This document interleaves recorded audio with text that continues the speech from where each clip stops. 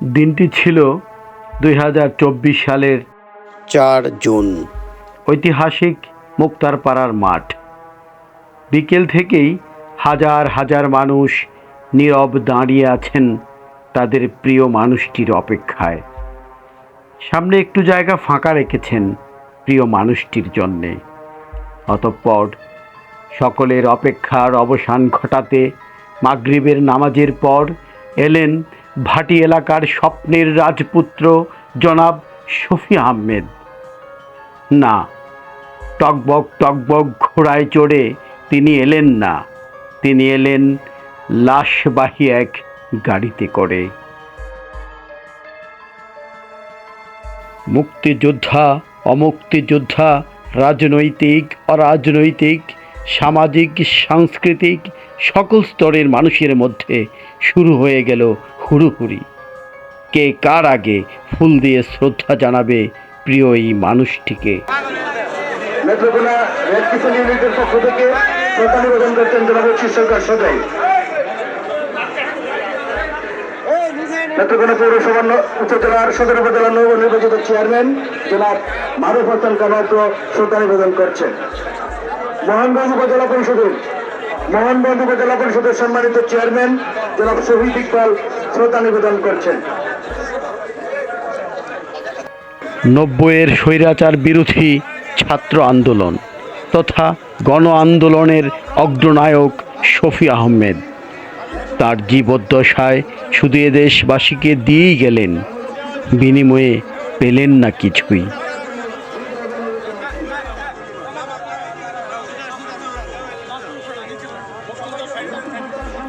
তিনি ছিলেন হিংসাহীন, বিদ্বেষহীন, সম্পূর্ণ অসাম্প্রদায়িক, অতি সাধারণ একজন মানুষ। এই অঞ্চলের মানুষ যে তাকে কতটা ভালোবাসত, নির্বাচনী মাঠে তিনি তার প্রমাণ দিয়ে যেতে পারলেন না, যদিও তার এই শেষ যাত্রায় ঐতিহাসিক মুক্তারপাড়ার মাঠের জানাজায় রাত হয়ে যাওয়ার পরেও সর্বসাধারণের স্বতঃস্ফূর্ত উপস্থিতি প্রমাণ করে তিনি কতটুকু প্রিয় ছিলেন এই অঞ্চলের মানুষের মধ্যে। সকলের কাছে ওনার জন্য দোয়া চাই, কারণ আমরা আসলে অভিভাবক হয়ে গেলাম। আমি আবারও আমার ভাইয়ের জন্য সকলের কাছে দোয়া চাই, আল্লাহ যেন ওনাকে জান্নাতবাসী করেন এবং ওনার পরিবার যেন এই সুখ সইতে পারে। সকলকে ধন্যবাদ। আসসালামু আলাইকুম।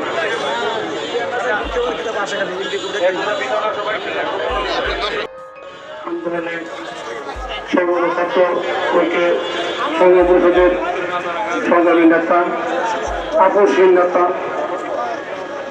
মুক্তিযুদ্ধের ধারক বাহক আমরা মনে করি যাকে, প্রগতির পতাকাকে উনি সামনে এগিয়ে নিয়ে যাওয়ার জন্য জীবন বাজি রেখেছেন, সেই প্রয়াতরত শফি আহমেদের প্রতি শ্রদ্ধা জানাই, তার আত্মার শান্তি কামনা করি, তার পরিবারের প্রতি শোকাহত পরিবারের প্রতি সমবেদনা জানিয়ে আমি আমার কথা শেষ করছি। সবাই ভালো। এই স্বাধীন দেশ বিনির্মাণে যিনি বারবার ছিলেন আপসহীন, তিনি আমাদের গর্বিত সন্তান, যার ছাত্র রাজনীতি একটি অনেক উজ্জ্বল দৃষ্টান্ত আমাদের মাঝে আছে। আজকে উনি আমাদেরকে ছেড়ে একটু অকাল মৃত্যুই পরিবারে চলে গিয়েছেন।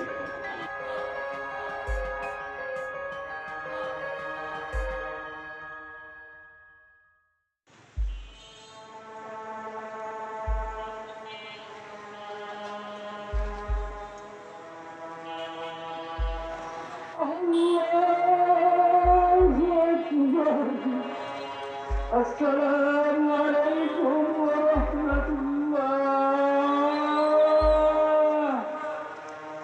আসসালামু আলাইকুম ওয়া রাহমাতুল্লাহ।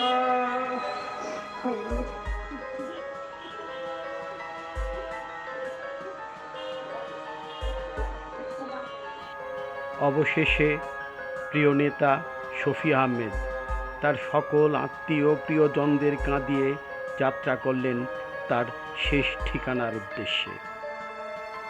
তার পরদিন অর্থাৎ ৫ তারিখ গ্রামের বাড়িতে আরও একটি জানাজা শেষে নেত্রকোনা কেন্দ্রীয় গোরস্থানে তার বাবা এবং মায়ের কবরের ঠিক মাঝখানে তাকে সমাধিস্থ করা হবে।